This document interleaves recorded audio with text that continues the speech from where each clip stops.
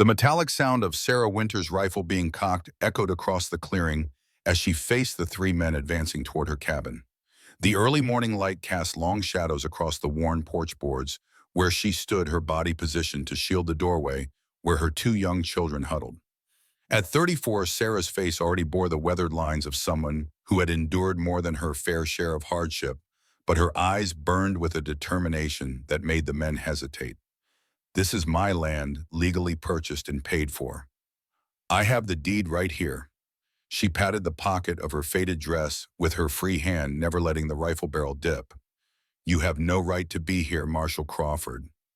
The tallest of the men, wearing a tarnished star on his vest, stepped forward with the confident swagger of someone unaccustomed to being challenged. James Crawford's face twisted into something between a smile and a sneer as he surveyed the ramshackle cabin and the thin woman defending it. "Mrs. Winters, be reasonable. A woman alone with two small children has no business trying to tame 80 acres of wilderness. There's a reason no one's claimed this land in decades." Behind Sarah, 8-year-old Emma clutched her 5-year-old brother Samuel's hand, their faces pale with fear, but their eyes reflecting their mother's resolve. They had already lost their father to the mines. They weren't about to lose their new home too. Sarah's finger rested alongside the trigger, not on it a hunter's discipline her late husband had taught her. "The deed says otherwise, Marshal. Now please remove yourself and your friends from my property before I'm forced to consider this an unlawful invasion." The two men flanking Crawford exchanged uncomfortable glances. One of them, a stocky man with ruddy cheeks, leaned toward the marshal. "James, maybe we should—" Crawford silenced him with a sharp gesture. "Mrs. Winters, I'm giving you a final opportunity. The town council is prepared to refund your 170 out of charity. Take your children and find somewhere more appropriate." The word charity struck Sarah like a physical blow. 6 months ago, she had been a respectable miner's wife with a rented home in town. Then the explosion that took Robert had also taken their security, their place in society. The landlord had doubled the rent within weeks of the funeral, knowing she couldn't pay. The only work available to a widow involved either lying on her back or breaking her back, neither acceptable for a woman determined to raise her children with dignity. "This land is all we have left, Marshal. I won't abandon it because you or anyone else in Oak Ridge finds my presence here uncomfortable." Sarah shifted her weight, raising the rifle a fraction higher. "Now for the last time, get off my property." Something dangerous flashed in Crawford's eyes, the look of a man unaccustomed to being denied. His hand drifted toward his holsters, but the movement was interrupted by the sound of approaching hoofbeats. All heads turned to see a rider emerging from the forest path, an elderly black man astride a chestnut mare. Crawford's jaw tightened at the sight of the newcomer. "Solomon Jackson, I should have known you'd stick your nose in where it doesn't belong." The older man dismounted with surprising agility, his weathered hands gripping a sealed envelope. "Got an urgent message for you from Judge Parker over in Milton Marshall. Says it can't wait." Crawford snatched the envelope, breaking the seal with an aggressive flick of his thumb. As he read, his face darkened. Without another word, he crumpled the paper and mounted his horse. "This isn't finished, Mrs. Winters," he called over his shoulder before spurring his horse down the path, his companion scrambling to follow. Only when the sound of hoofbeats had faded did Sarah lower the rifle, her hands trembling with the aftermath of confrontation. She turned to find Solomon Jackson watching her with eyes that held equal measures of concern and admiration. "You've got more spine than most men in this county, Mrs. Winters." The old man's voice carried the deep resonance of someone who had seen too much to be easily impressed. "But you've made a powerful enemy today." Sarah ushered her children back inside before responding. "I've made nothing, Mr. Jackson. Crawford's been hostile since the day I signed the deed." She leaned the rifle against the porch rail, suddenly exhausted. "Thank you for your timely arrival, though I'm curious about that letter." Solomon's lips curved into a smile that didn't quite reach his eyes. There was no letter from Judge Parker, just an old man's trick to give a bully a chance to retreat without losing face. He glanced toward the forest where Crawford had disappeared. "But he won't stay gone for long. The Crawfords have had their eyes on this land for generations." Inside the cabin, Emma and Samuel had already returned to their morning chores, resilient in the way only children can be. The interior was spare but orderly: a table and 4 mismatched chairs, a cast iron stove, Two beds separated by a hanging quilt and shelves Robert had built before his death, now holding their few possessions and the supplies they'd need to survive the coming winter. Sarah invited Solomon inside, putting a kettle on the stove for tea. The cabin was humble, but it was theirs free and clear. What the town of Oak Ridge saw as worthless 80 acres of dense forest, rocky soil, and local superstition represented everything to Sarah: independence, security, a future for her children. Why does Crawford want this land so badly? Sarah placed a steaming mug before Solomon, who had settled his large frame onto a chair that creaked in protest. From what I've heard, it's considered worthless, even cursed according to some. Solomon's hands calloused from decades at the blacksmith's forge wrapped around the warm mug. Some things in this world have value beyond what most eyes can see, Mrs. Winters. The Crawfords have always understood that. He paused, seeming to measure his next words carefully. This land has history, the kind some folks have worked hard to bury. Before Solomon could elaborate, Emma burst through the door, her face flushed with excitement, blonde hair escaping from her braids. In her outstretched palm lay something that gleamed dully in the cabin's dim light. "Mama, look what I found while digging for the garden." Emma's voice trembled with the thrill of discovery as she placed a tarnished metal badge in her mother's hand. Sarah examined the object, a five-pointed star with the words United States Marshal etched around its perimeter, the metal worn with age but still clearly legible. "Where exactly did you find this, Emma?" "By the big oak where you said we'd plant potatoes. It was just under the dirt, like it was waiting for me to find it." Solomon had gone very still, his eyes fixed on the badge with an intensity that made Sarah's skin prickle. "May I?" he asked, extending his hand. Sarah passed him the star, watching as his fingers traced the engraving with something like reverence. "This is old. 1840s, I'd guess." Solomon turned the badge over, revealing a number stamped on the back. Each marshal had their own number. This one belonged to... He squinted at the faded digits. Marshal Johnson. William Johnson. The name meant nothing to Sarah, but the way Solomon said it, with a mixture of respect and caution, suggested it should. Who was he? Solomon returned the badge, his movements deliberate. "A good man. Disappeared around these parts in '42. There were stories." He glanced at the children, who were listening with rapt attention. "Perhaps better discussed another time." That night, after the children were asleep, Sarah sat alone at the table, the marshal's badge illuminated by a single candle. The discovery had awakened something in her: questions about the land she'd purchased, about Crawford's inexplicable hostility, about Solomon Jackson's cryptic warnings. Oak Ridge, Ohio wasn't the life Sarah had envisioned for herself. Born in England to a modest family, she had crossed the Atlantic at 7 years old, orphaned, when both parents succumbed to fever aboard the crowded ship. Taken in by a family of settlers, she had grown up hardworking and practical, marrying Robert Winters at 16, and building what she had thought would be a stable life. But minds were hungry creatures, devouring men with accident and illness. Robert had been one of 12 killed in the explosion, leaving her with precious little beyond his tools, his rifle, and the knowledge he'd shared over their years together. Sarah traced the star's points with her fingertip, wondering what secrets it held. If a marshal's badge lay buried on her land, what else might be hidden in these woods that Crawford was so eager to control? Sleep came fitfully that night, interrupted by strange dreams of a woman she didn't recognize, trying desperately to tell her something. When Sarah woke before dawn, the memory of the dream woman's face lingered familiar somehow, though she couldn't place it. The day broke clear and cool, a perfect autumn morning for the explorations Sarah had planned. After breakfast, she packed provisions, her husband's compass, and his hunting knife. "We're going to map our land today," she announced to the children, who received the news with different levels of enthusiasm. Samuel was instantly eager for adventure, while Emma, more practical, asked sensible questions about distances and time. They set out along a deer trail that wound deeper into the property than they had previously ventured. The forest here was old, the trees towering monuments that had witnessed centuries pass beneath their branches. Birdsong and the occasional rustle of unseen creatures accompanied their journey. Around midday, they stopped in a small clearing for a simple lunch of bread and dried apples.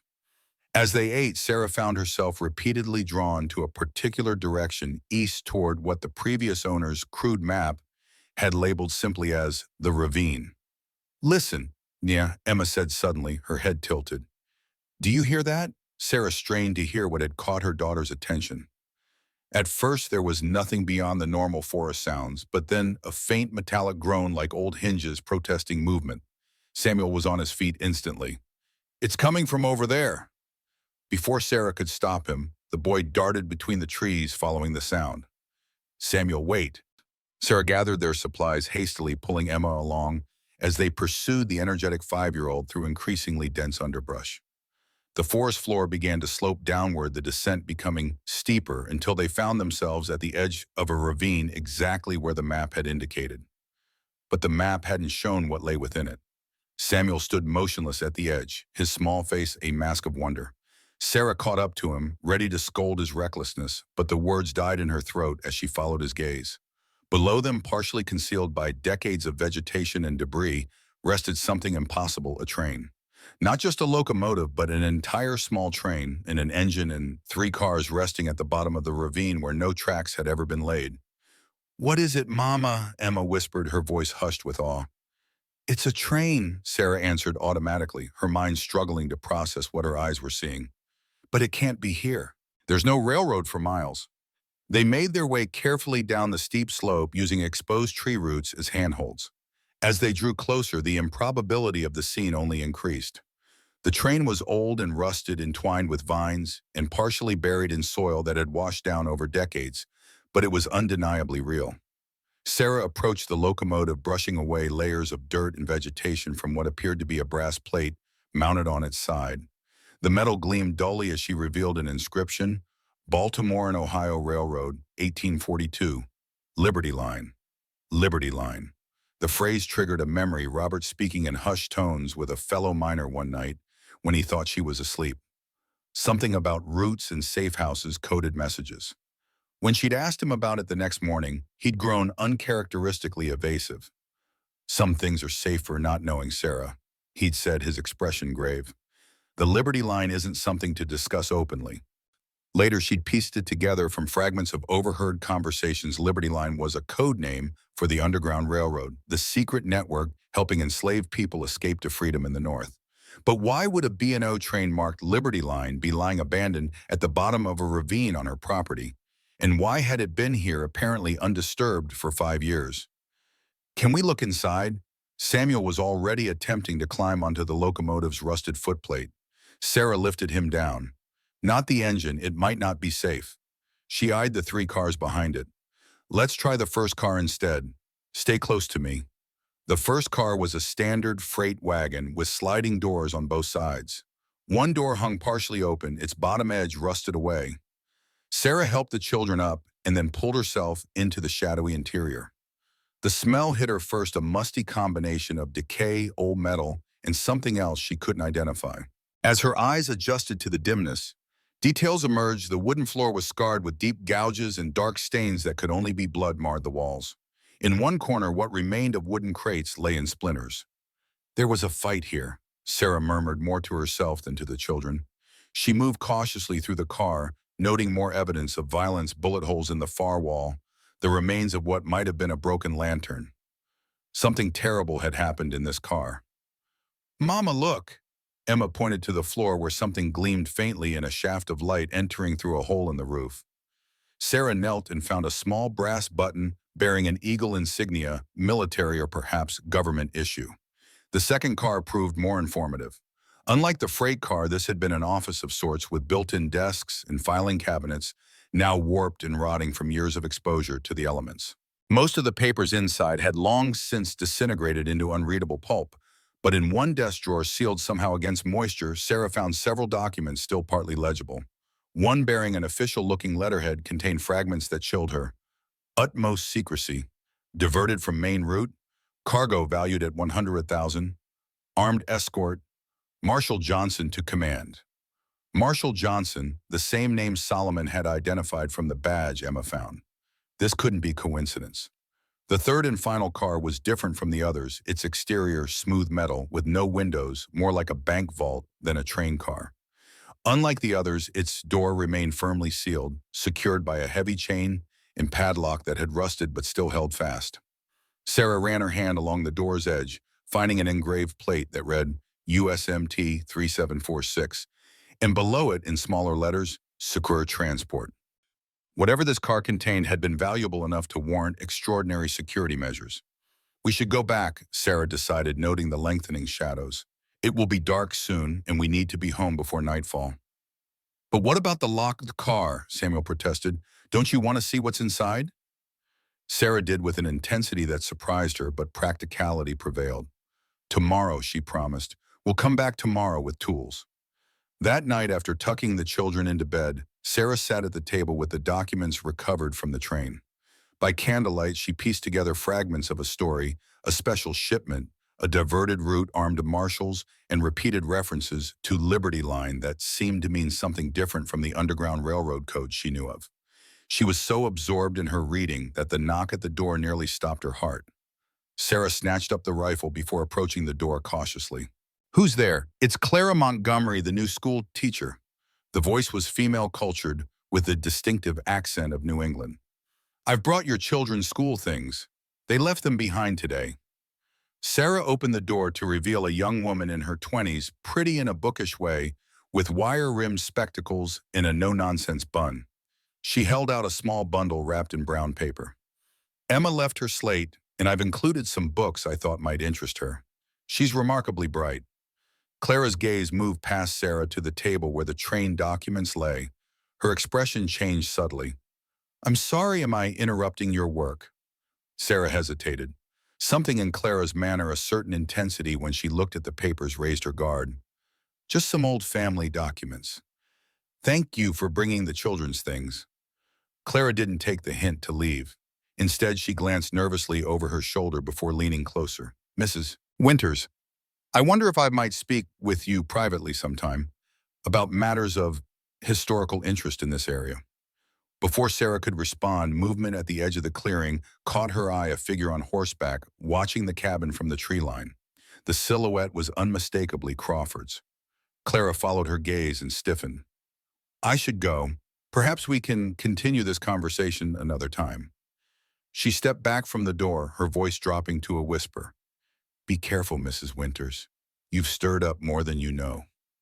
After Clara left, Sarah watched from the window as Crawford remained at the forest edge for several long minutes before finally turning his horse and disappearing into the darkness. His presence was a wordless threat, a reminder that whatever game was being played, he considered her an unwelcome participant. Sarah returned to the documents now with a renewed sense of urgency. One fragment in particular caught her attention. Following recent thefts from the mainline alternative route designated Liberty Line, to be employed known only to select personnel within the department. This wasn't about the Underground Railroad at all. This was something else, something official, government-sanctioned, and clearly valuable enough to kill for. Sleep eluded Sarah that night, her mind racing with questions. Who was Marshall Johnson, and what had happened to him and the train? What cargo worth $100,000 had it been carrying? And most importantly, why was Crawford so determined to drive her from land that supposedly held no value? Morning brought no clarity, only the determination to investigate the third train car. After sending Emma and Samuel to school with strict instructions to stay together and come directly home afterward, Sarah gathered the tools she would need: Robert's saw hammer and crowbar. She had just finished packing these into a canvas sack when hoofbeats approached from the forest path. Sarah's hand moved automatically to the rifle propped beside the door. But it was Solomon Jackson who emerged into the clearing, his face grave. "Crawford's gathering men in town," the old blacksmith announced without preamble, "claiming you have been trespassing on county land at the ravine." Sarah's blood ran cold. How did he know we were there? Eyes and ears everywhere. Solomon dismounted, his movements betraying urgency. "He's deputized 6 men, says they are coming to search your property for stolen goods." "Stolen goods? That's absurd." Sarah gestured to the cabin's sparse interior. "What exactly am I supposed to have stolen?" Solomon's gaze was steady, knowing. "I think we both know it's not about theft, Mrs. Winters. It's about what you found." The moment hung between them, a silent acknowledgement that Solomon knew far more than he had previously revealed. "You've seen the train," Sarah said. It wasn't a question. "Not for many years, but yes." The old man nodded slowly. "I was beginning to think I'd imagined it, or that Crawford's father had finally found it and destroyed the evidence." "Evidence of what?" What was on that train, Mr. Jackson? Solomon glanced toward the forest path, clearly concerned about being overheard. No time for the full story now. Crawford and his men will be here within the hour. He nodded towards Sarah's canvas sack. Were you planning to open the third car? Yes, I need to know what's inside. Then we'd better hurry. Solomon picked up the sack of tools. I can help you break that chain. They moved through the forest at a pace that left Sarah breathless, Solomon leading with the confident stride of someone intimately familiar with these woods. When they reached the ravine, he chose a different descent path than Sarah had used previously, a less steep approach that ended directly behind the train. How do you know this place so well? Sarah asked as they approached the locked car. Solomon's expression was unreadable. I helped hide it. Before Sarah could process this revelation, Solomon was already examining the chain and padlock securing the third car. Iron's gone brittle with rust, should break easily enough. He positioned the crowbar and applied steady pressure until with a sharp crack, the chain gave way. The door, however, proved more challenging. Despite its age, it had been built to withstand attempts at forced entry. After several failed approaches, Solomon positioned the crowbar at a particular point near the lock mechanism, and with a grunt of effort, finally forced it to give way. The door opened with a groan that seemed to echo throughout the ravine, revealing only darkness beyond. Solomon lit a lantern he had brought, holding it high as they stepped cautiously inside.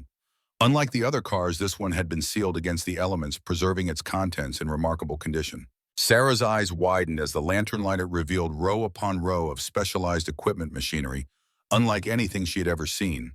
Tables lined both walls, bearing instruments, molds, and tools of exquisite craftsmanship. What is all this? She breathed, moving deeper into the car. A mint, Solomon replied, his voice tinged with awe. A complete mobile mint for producing coins. Indeed, as Sarah examined the equipment more closely, she recognized elements she had seen in illustrations. Coin presses, dies, balances for weighing precious metals. At the far end of the car, metal cabinets lined the wall, each secured with its own lock. Solomon moved to one cabinet and, using techniques that spoke of long practice, picked the lock with surprising ease. Inside, nestled in velvet-lined drawers, lay dozens of coin dies, the molds used to strike coins organized by denomination. Each bore the familiar symbols of American currency, but with subtle differences Sarah couldn't quite identify. These aren't standard treasury dies, Solomon murmured. Look here. He pointed to minute details around the coin's edges, tiny symbols and text too small to read without magnification. In another cabinet, they found sealed jars of specialized inks, boxes of paper watermarked with treasury seals, and small ingots of gold and silver, each stamped with government markings. This isn't just a mint, Sarah realized. It's everything needed to create an entire currency system. At the rear of the car, separated by a metal grill, was a small office space. The door to this section stood ajar. Inside, a desk held more documents, these much better preserved than those in the second car. Sarah began to examine them, trying to make sense of lists of personnel, equipment, inventories, and coded messages. Then she found something that stopped her breath, a daguerreotype photograph in a simple frame. It showed a woman in her 40s, dark-haired and serious-eyed, dressed in the fashion of the early 1840s. But it wasn't the period clothing that made Sarah's hand tremble. It was the face that could have been her own, aged by a decade. Beneath the image, an engraved brass plate read, Catherine Winters, Master Engraver, United States Treasury, 1842. Winters, her own surname attached to a woman who could have been her twin. Solomon, Sarah called her voice unsteady. Do you know who this is? The old man approached, took one look at the photograph, and exhaled slowly. So it's true, I always wondered. Wondered what? Who is she? Solomon's eyes held a mixture of sadness and wonder. The greatest engraver the Treasury ever employed. Her micro-etching techniques were revolutionary. She could create details invisible to the naked eye, but verifiable under magnification. Impossible to counterfeit with the technology of the day. But her name? Yes, Winters. Solomon nodded slowly. When I first met you, I thought it might be coincidence, but seeing this, he gestured to the photograph. The resemblance is unmistakable. Sarah sank into the desk chair, her mind reeling. I don't understand. My parents died crossing the Atlantic when I was 7. I was raised by the Collins family in Pennsylvania. Are you certain they were your parents? Solomon asked gently. Or is that simply what you were told? Before Sarah could respond, a new discovery captured her attention, a leather-bound journal in the desk drawer, its cover embossed with the initials KW. With trembling fingers, she opened it to the first entry, dated January 12th, 1842. Today, I was informed I am to depart on a special assignment. Mr. Spencer says my skills are crucial to the success of the Liberty Line project. My heart is divided. Duty to my adopted country calls. But what of my little Sarah? At 7 years, she is secure with the Collins family. But if I do not return, this journey has dangers I cannot ignore. Sarah looked up from the journal, her world tilting on its axis. This can't be. Your mother, Solomon finished softly. Catherine Winters was your mother. The revelation struck Sarah with physical force. All her life, she had believed herself the daughter of poor English immigrants who had died of ship fever. The story had been repeated so often by her foster family that she had never questioned it. Yet here was evidence suggesting something entirely different, that her mother had been an American Treasury employee on a secret mission who had placed her daughter with a foster family for safekeeping. Why wouldn't they tell me the truth? Sarah whispered more to herself than to Solomon. Why let me believe my parents were dead? Protection, most likely. Solomon's voice was gentle. The Liberty Line project was dangerous, powerful people wanted it stopped. If Catherine's enemies knew she had a daughter. Sarah turned the pages of the journal with reverent care, absorbing fragments of her mother's thoughts and experiences. Catherine described the secret project in careful terms, a mobile mint designed to be rapidly deployed to frontier territories but with a secondary, more clandestine purpose. Then she found the entry dated March 17th, 1842, the very date she had seen carved into her cabin wall. We have been discovered. I know not how, but someone has revealed our route. Marshal Johnson believes it may be a traitor within the department. Tonight we change course, taking a detour north through uncharted territory. I have sent a letter to Sarah with instructions to remain in Pennsylvania until she hears from me. God protect us all. The next entry, dated March 18th, was written in a shaky hand, barely legible in parts. Ambush at dawn. Attacked by at least 20 armed men, Johnson and Taylor dead, Williams gravely wounded. We have deliberately derailed the train into a ravine to prevent it falling into enemy hands. The attackers pursue us still. I have hidden the most important documents in master plates where only Sarah might find them if she knows the key. If I do not survive, I pray she will someday understand why I had to leave her behind. My darling girl, forgive me. I carry you in my heart always. Your name is my legacy to you. It was the final entry in the journal. Sarah closed the book, tears streaming freely down her face. Her mother hadn't abandoned her. She had been torn away by duty and then by tragedy. Did you know her?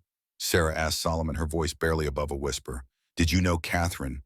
The old man's eyes held decades of carefully guarded secrets. I knew of her.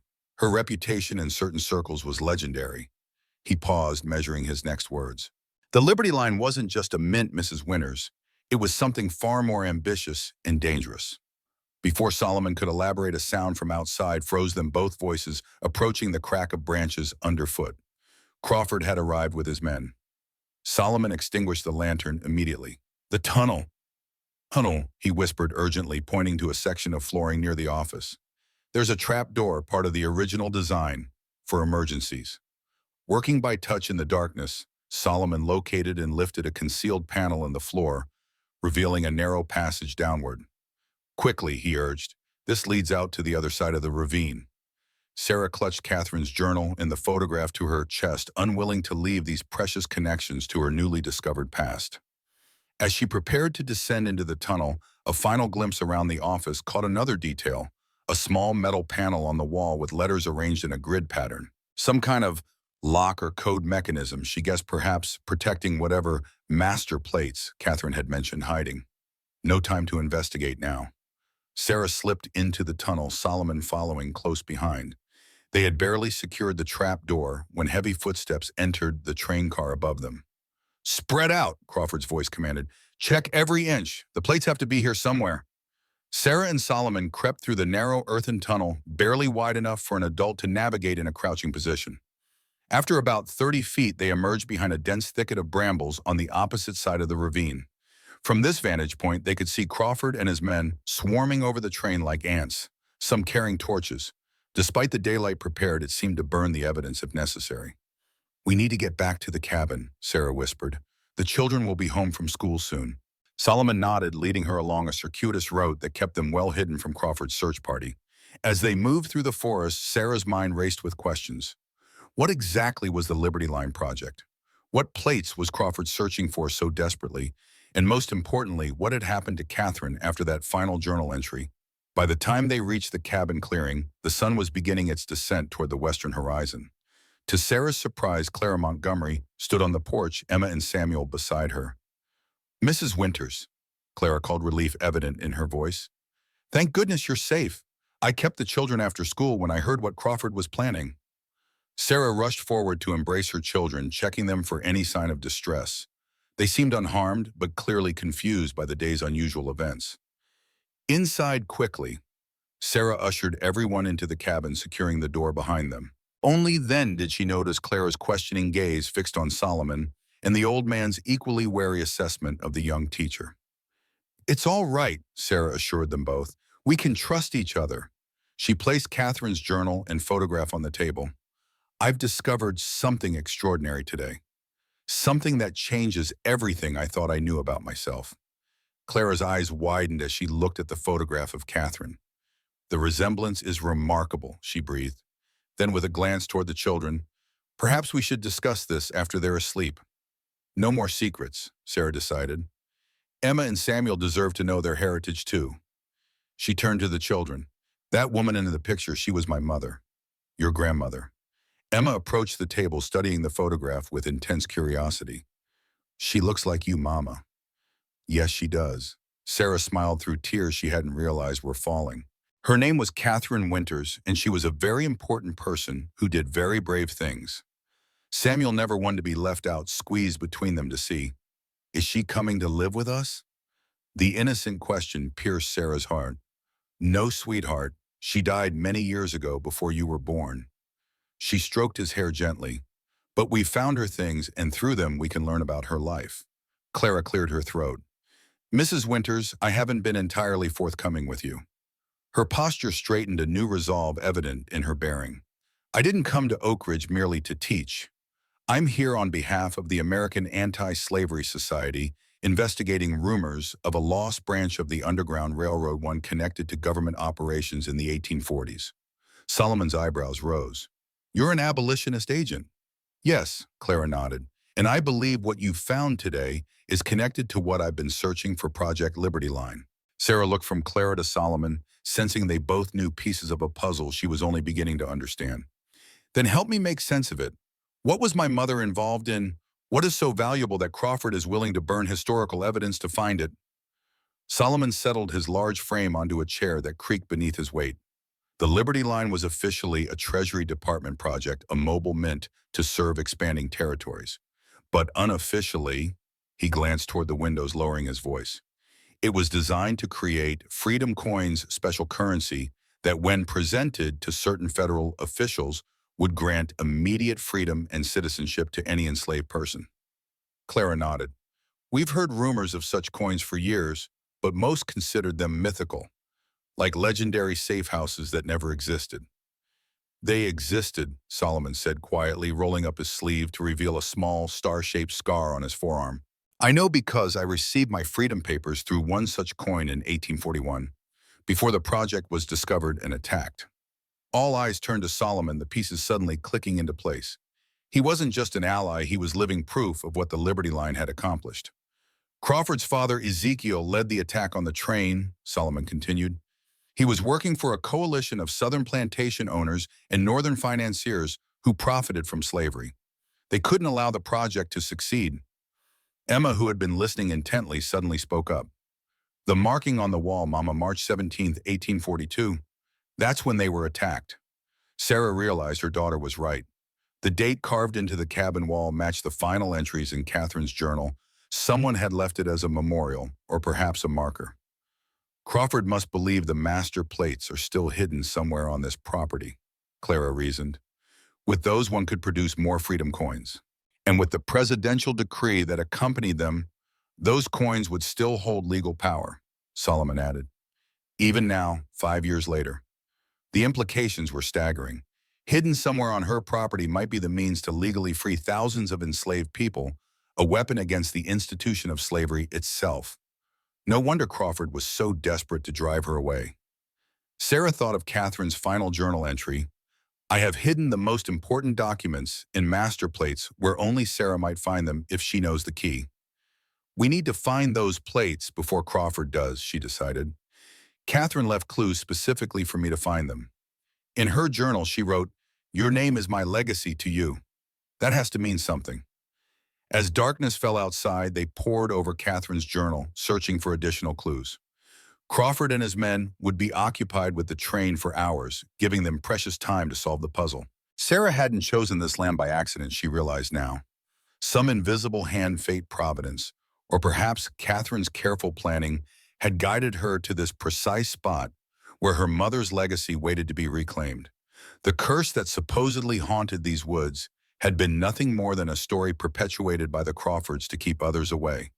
Now surrounded by her children and new allies, Sarah felt Catherine's presence almost tangibly, a thread connecting past and present, mother and daughter separated by tragedy, but united in purpose. Whatever secrets lay hidden on her land, Sarah was determined to uncover them and complete the mission her mother had begun. The freedom coins would shine it again. Night settled over the cabin as Sarah, Clara, and Solomon pored through Catherine's journal by lamplight.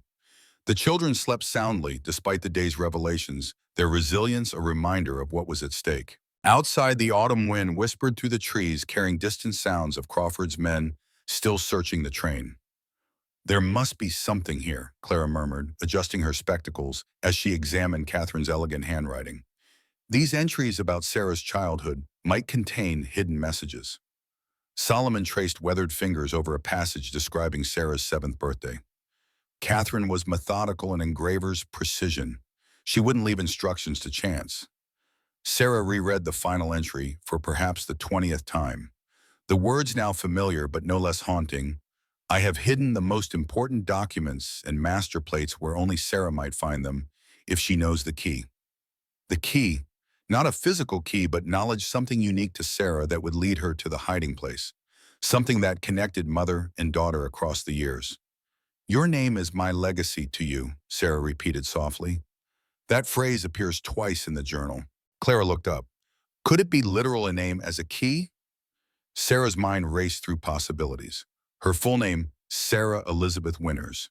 Catherine's name, combinations and variations.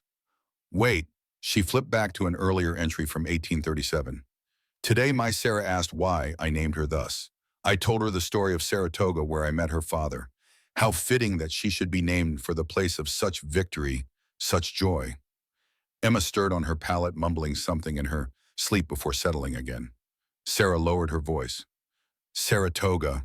The Battle of Saratoga was a turning point in the Revolution, a victory that helped secure American independence." Clara nodded. "Liberty born from victory. It fits the theme of the project." "There's more." Sarah turned the page to find a detailed sketch of a horse in mid-gallop. Beneath it, Catherine had written, "Saratoga, my champion.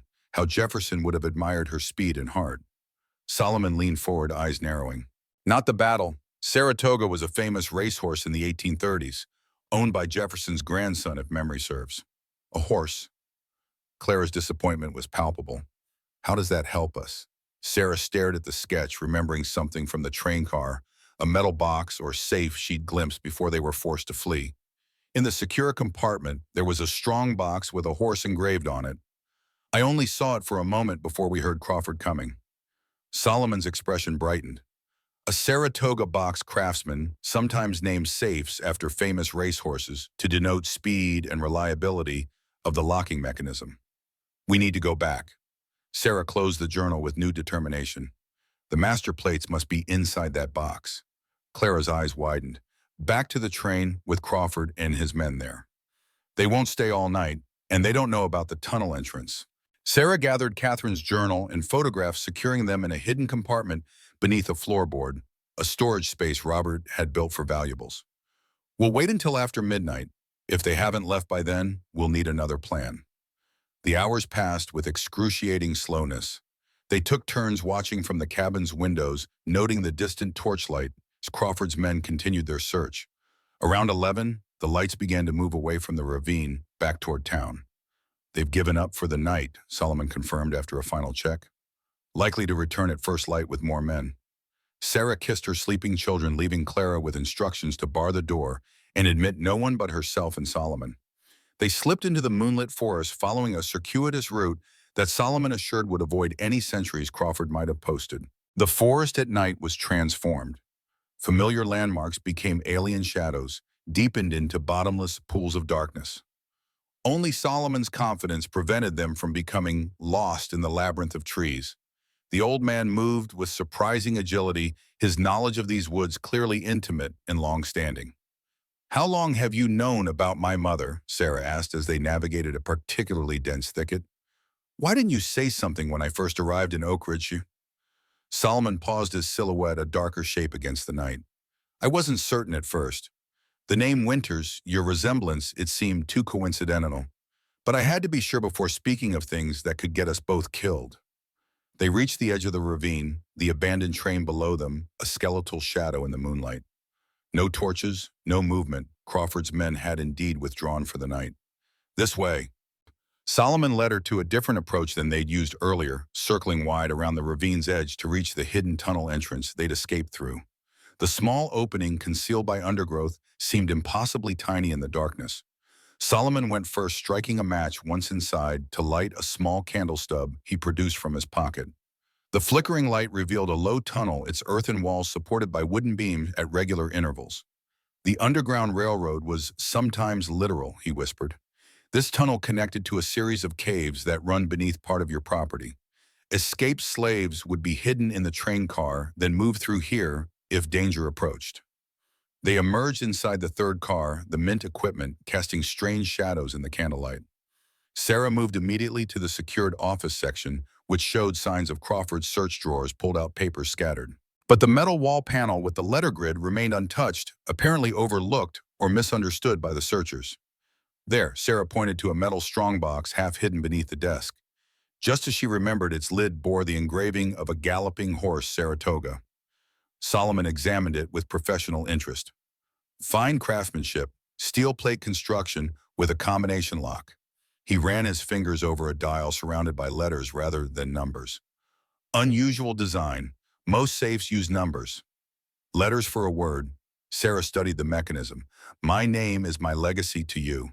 She turned the dial carefully, selecting SARAH. Nothing happened. "Perhaps Catherine's name," Solomon suggested. Sarah tried KATHERINE. Again, nothing. "What about Saratoga itself?" Solomon offered, "since that's what the box is named for." Sarah aligned the letters SARATOGA, feeling each click of the mechanism. When the final A fell into place, a soft but distinct thunk emanated from inside the box. The lid loosened slightly. "Victory," Sarah whispered a prayer of gratitude as she lifted the lid. Inside, nestled in velvet lining, lay several items.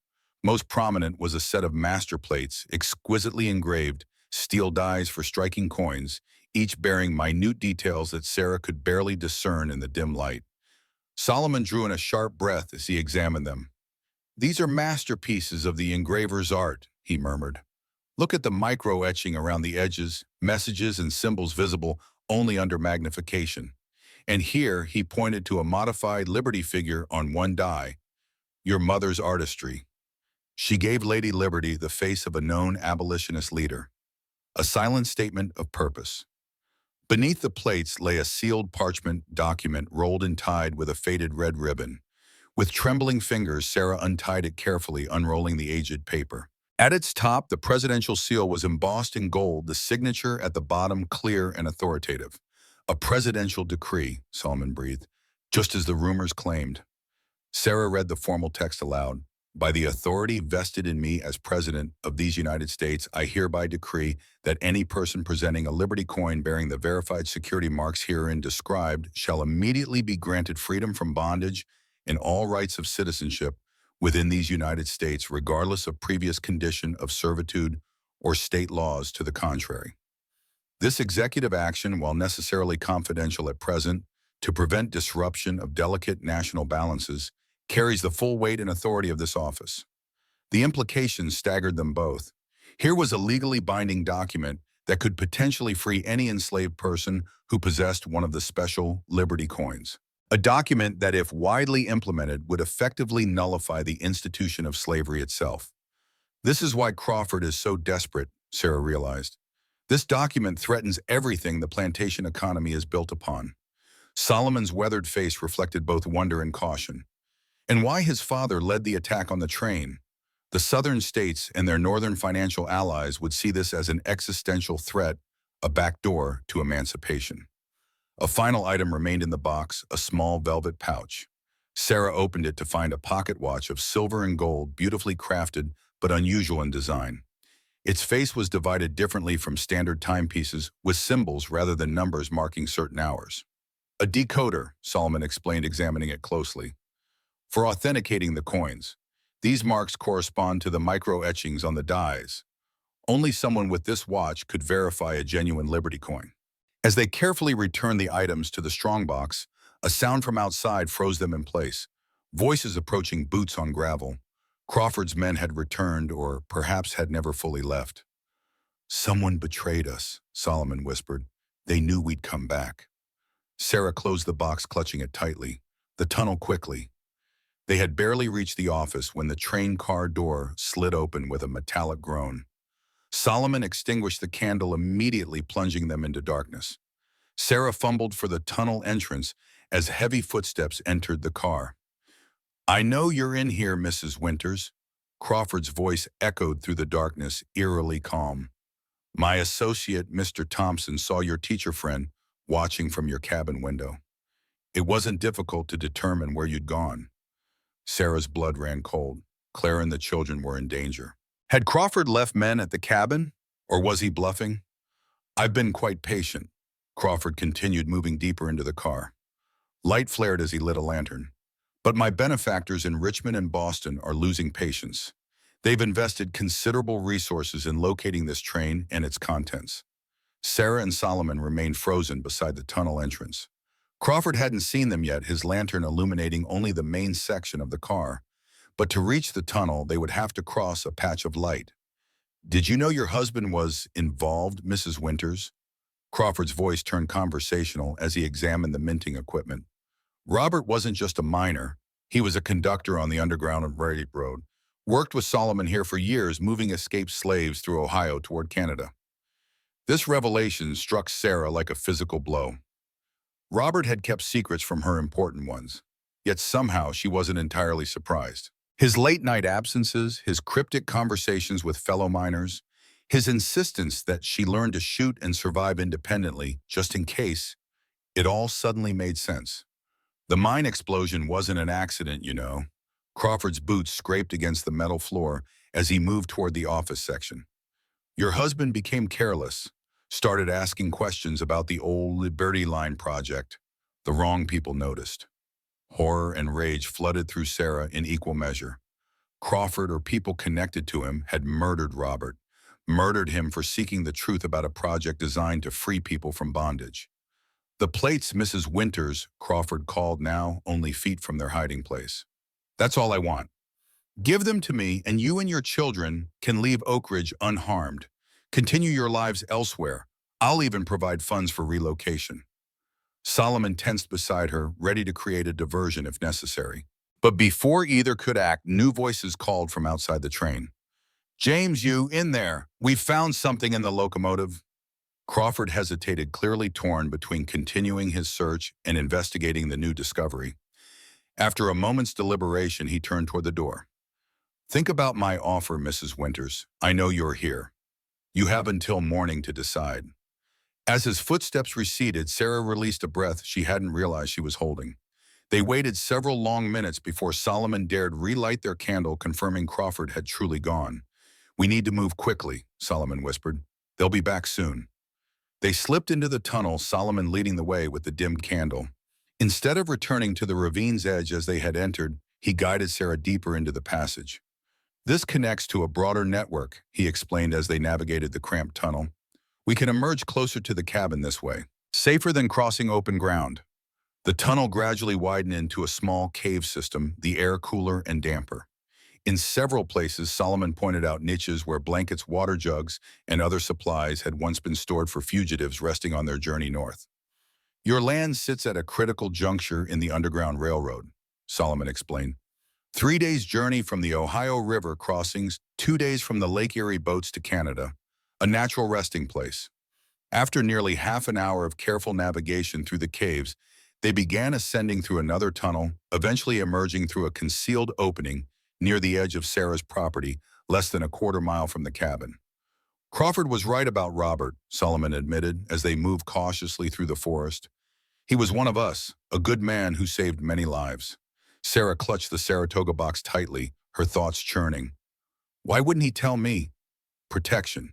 Solomon's voice held years of experience with such necessary deceptions. What you didn't know couldn't endanger you or the children if he was caught. Standard practice among conductors with families. As they approached the clearing, the cabin came into view, dark and silent in the moonlight. Too silent. No lantern in the window where Clara should have been keeping watch. Something's wrong. Sarah quickened her pace, Solomon following close behind. The cabin door stood slightly ajar, a sliver of darkness that sent alarm coursing through Sarah's veins. She pushed it open to find the interior in disarray, chairs overturned, her few possessions scattered. No sign of Clara or the children. Emma, Samuel. Sarah's desperate calls received no answer. Solomon examined the cabin with a tracker's eye, noting details Sarah missed in her panicked scuff marks on the floor, a child's shoe beneath the table, Clara's broken spectacles near the fireplace. There was a struggle, he confirmed grimly, but not much blood. They were taken, not harmed. Sarah's gaze fell on a piece of paper placed prominently on the table, weighed down by a rock. She snatched it up, reading the blunt message by moonlight. The box for the children. First light at the church. Come alone. The paper slipped from her trembling fingers. Crawford. He's taken Emma and Samuel. Solomon's expression darkened. And Clara too, most likely. Sarah clutched the Saratoga box so tightly her knuckles whitened. He knew exactly when to strike. How did he know we'd gone to the train? Someone must have been watching the cabin, Solomon reasoned. Perhaps followed Clara here earlier. Or Clara herself, Sarah began, then shook her head. No, I refuse to believe that. Solomon's expression remained noncommittal. Trust is a luxury in this work, Mrs. Winters. Even good people break under pressure. Sarah paced the small cabin, mind racing through options, each more desperate than the last. Dawn was perhaps 4 hours away. 4 hours to decide between her children's safety and a document that could help thousands of enslaved people achieve freedom. I need to make copies, she decided suddenly, of the decree and the plate designs. If I have to surrender the originals to save Emma and Samuel, at least the knowledge won't be lost. Solomon nodded grimly. I'll help, but Crawford will check for forgeries. We don't need perfect replicas, just enough to fool him at first glance in the dim church. Sarah retrieved paper, ink, and Robert's drafting tools from their hiding place. I can draw, not as well as Catherine, but well enough for this. They worked feverishly through the remaining hours of darkness. Sarah sketched detailed copies of the master plates, while Solomon transcribed the presidential decree, mimicking the formal language and signature as best he could. The forgeries wouldn't withstand close inspection, but they might pass a cursory examination. What about the watch? Solomon asked as they completed their work. It's unique, impossible to duplicate with the materials we have. Sarah studied the timepiece with its specialized markings and unusual mechanism. We'll have to risk it. Put the real watch with the forgeries and hope Crawford doesn't recognize its significance immediately. With the first hint of dawn lightening the eastern sky, they carefully placed their forgeries in the Saratoga box. The genuine artifacts, the real plates and decree, were concealed in the hidden compartment beneath the floorboards. I should go with you, Solomon insisted as Sarah prepared to leave. Crawford can't be trusted. The note specified alone. Sarah checked Robert's rifle, ensuring it was loaded and functioning. He'll have men watching. If they see you, Emma and Samuel will pay the price. Solomon's frustration was evident, but he nodded reluctantly. Then I'll circle around behind the church. Position myself to intervene if needed. Sarah embraced the old man briefly. Thank you for everything you have done for me, for Catherine, for all those you've helped toward freedom. The walk to Oak Ridge's small church felt simultaneously interminable and too brief. Each step brought Sarah closer to confrontation, to choices with impossible stakes. The rising sun painted the autumn landscape in deceptively peaceful hues of gold and amber. Oak Ridge was still largely asleep as Sarah passed through its outskirts. A few early risers, a baker, a stableman, nodded politely, unaware of the drama unfolding in their quiet town. The white clapboard church sat on a gentle rise at the town's edge, its simple steeple piercing the morning sky like an accusation. Sarah approached openly, making no attempt at concealment. The Saratoga box tucked securely under one arm, the rifle held ready in her other hand. The church door stood partially open, a silent invitation. Inside, the single room was dim, despite the early morning light filtering through narrow windows. Wooden pews lined each side of a center aisle, leading to a simple pulpit. The smell of beeswax candles and old hymnals permeated the air. Crawford stood at the front beside the pulpit. Beside him, William Thompson, a young lawyer who had recently arrived in Oak Ridge, held Emma firmly by the shoulder. The child's face was tear-stained but resolute. Samuel sat on a nearby pew, guarded by another man Sarah didn't recognize. Of Clara, there was no sign. "Mrs. Winters." Crawford's tone was almost cordial. "I'm pleased you chose to be reasonable." Sarah remained near the door, rifle ready. "Where's Miss Montgomery?" "Your abolitionist friend." Thompson's cultured Boston accent contrasted with his rough handling of Emma. "She proved disappointingly fragile when questioned. Currently recovering at my lodgings." Sarah's grip on the rifle tightened. Clara had been hurt, perhaps tortured, while Sarah was away. Another consequence of her quest for truth. "Release my children," she demanded, voice steady despite her racing heart. "Then you get the box." Crawford smiled thinly. "That's not how this works. The box first. Once I verify its contents, the boy can go to you. The girl remains with us until we've safely left town. Both children together or no deal." Sarah raised the rifle slightly. "I can shoot you before your man harms either of them. And my associates outside would ensure none of you leave this church alive." Crawford's smile never wavered. "Be sensible, Mrs. Winters. You're outnumbered and outmaneuvered." Emma, despite her fear, stood straight-backed and defiant. "Don't give it to him, Mama. He's a bad man. He hurt Miss Clara." Thompson tightened his grip on the child's shoulder, making her wince. Children should be seen, not heard. The tableau held for several heartbeats, Sarah by the door, Crawford and his men with the children at the altar. A frontier Madonna facing modern Pharisees with innocence caught between. Sarah lowered the rifle slightly. "Send Samuel to me first. Then I'll slide the box to you. Emma comes to me as you confirm the contents." Crawford considered, then nodded to the man guarding Samuel. The boy ran to his mother, immediately burying his face in her skirts. Sarah set down the rifle to embrace him with one arm, still holding the Saratoga box. "Now the box," Crawford demanded. "Slide it to the center of the aisle." Sarah hesitated, then placed the box on the wooden floor, giving it a push that sent it sliding halfway to Crawford. "Emma comes to me before you open it." Crawford laughed. "You're hardly in a position to dictate terms, Mrs. Winters. I am when I've left instructions with Solomon Jackson regarding the contents of that box." Sarah's bluff was desperate, but delivered with conviction. "If anything happens to me or my children, certain documents will be on their way to federal authorities in Columbus by midday." Uncertainty flickered across Crawford's face for the first time. He nodded curtly to Thompson, who released Emma with obvious reluctance. The girl ran to her mother, moving more slowly than Samuel had, limping slightly on her right leg. Crawford retrieved the box, opening it with barely contained eagerness. His expression shifted from triumph to confusion as he examined the contents. "These are... Wait." He looked more closely at the plate drawings. "These aren't the originals. Did you really expect me to hand over such valuable artifacts without insurance?" Sarah backed toward the door with both children. "Those copies contain all the essential details. The designs, the decree, text, everything you need to understand the Liberty Line project." Thompson strode forward, snatching papers from Crawford's hands. "She's stalling. These are worthless without the original plates." Crawford's face darkened with rage. "Where are the real plates, Mrs. Winters? Where has Catherine hidden them?" "That's between me and my mother." Sarah reached the doorway, children pressed against her protectively. "The real plates are secure. Consider those copies a gesture of good faith. while we negotiate proper terms. There are no negotiations, Crawford roared, mask of civility finally dropping. Do you have any idea who you're dealing with? The men who support our cause include senators, bankers, even cabinet officials. One word from us, and federal marshals will be tearing apart your property, looking for seditious materials. Sarah smiled coldly. Then it's fortunate I've already ensured the materials are no longer on my property. A blatant lie, but Crawford's uncertainty suggested it hit its mark.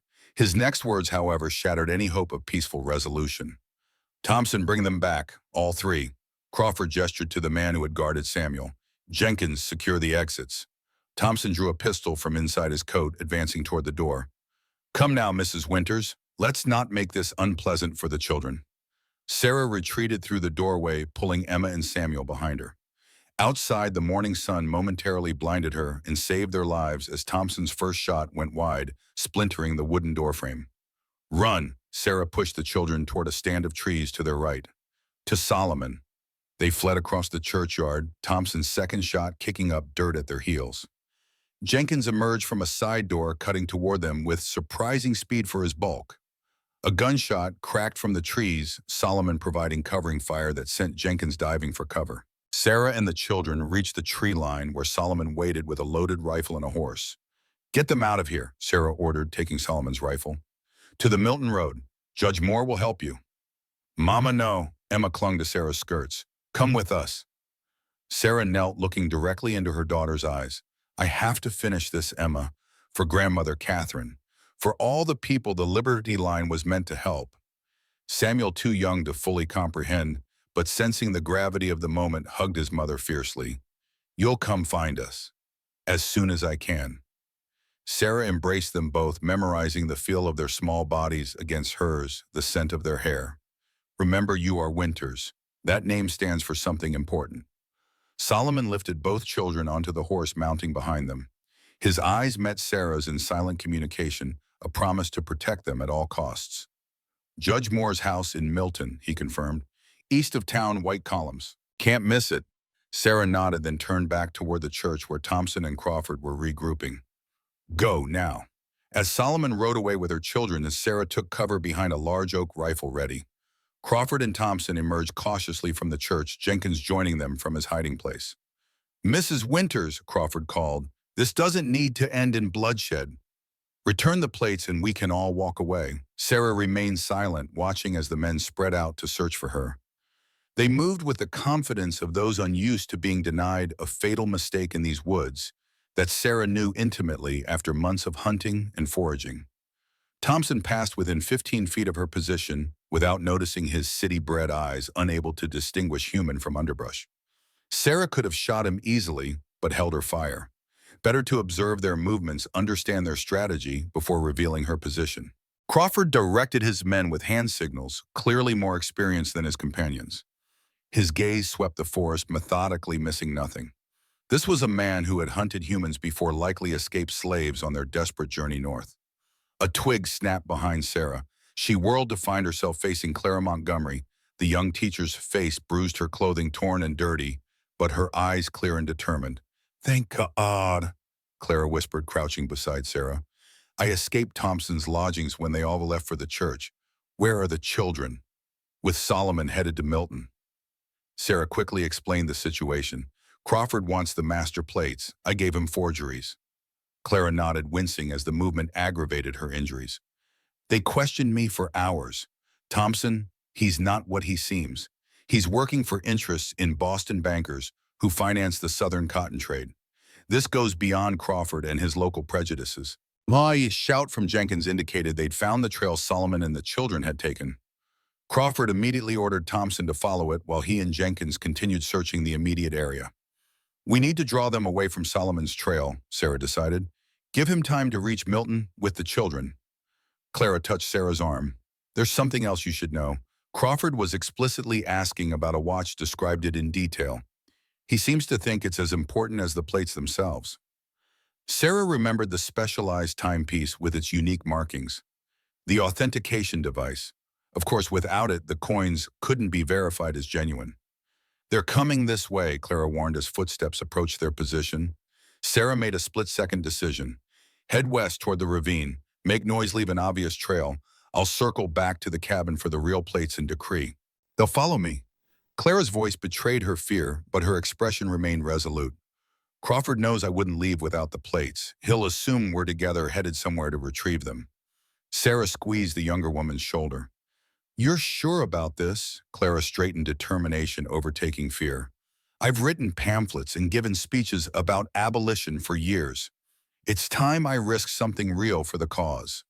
They separated, Clara moving deliberately westward, making enough noise to attract attention without being too obvious.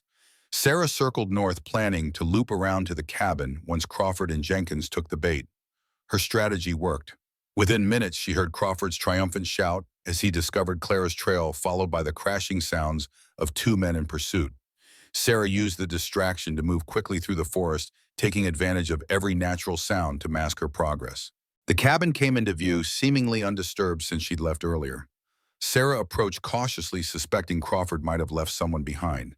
But the clearing remained empty, the cabin silent in the morning light. Inside, Sarah went directly to the hidden compartment beneath the floorboards.